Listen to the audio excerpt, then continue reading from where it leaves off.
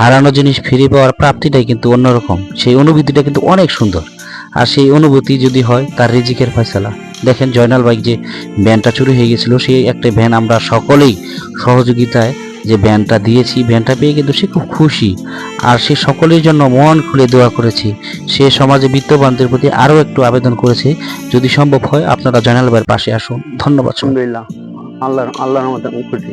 আচ্ছা, তাদের উদ্দেশ্যে তুমি কি বলবা যারা তোমার এই যে অনলাইনে না দেখা তোমার আমার কথা বিশ্বাস করে তোমার এই যে অর্থনৈতিকভাবে সহযোগিতা করছে এবং আমরা দেন, তাদের উদ্দেশ্যে তুমি কি বলবা?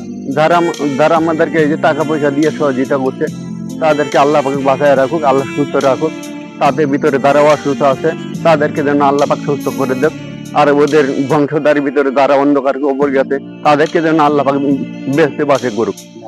তুমি কি চিন্তা করছিলা যে তুই যে তোমার ব্যান্ডটা হারাইছে, তুমি ব্যান্ডটা পাবা এরকম তোমার চিন্তা? না, এরকম চিন্তা আমি কখনো করিনি। আচ্ছা, এখন আমরা তো শুনছিলাম যে হ্যাঁ, এই আমাদের যে টাকাগুলো হয়েছে, হ্যাঁ, আমার কাছে 4,500 টাকার মতো তোমার অবশিষ্ট আছে, হ্যাঁ, হ্যাঁ, হ্যাঁ, এই ভ্যান দেওয়ার পরে।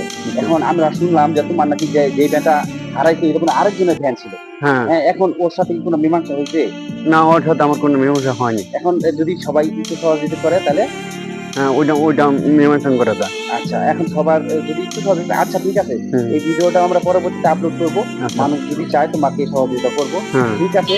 তুমি সবার জন্য দোয়া করবা, ব্যান্ডটা তুমি সাবধানে চালাবা। আর আলহামদুলিল্লাহ। এই যে তুমি এই ব্যান্ডটাতে রোজগার হ্যাঁ, আয় হবে, হ্যাঁ, আল্লাহ তুমি খায় নামাজ পড়ে মানুষের জন্য তুমি দোয়া হ্যাঁ, করবা। দোয়া করবো। ঠিক আছে, সবাই ভালো থাকবা, আলহামদুলিল্লাহ। হ্যাঁ, ঠিক হ্যাঁ, আছে। তো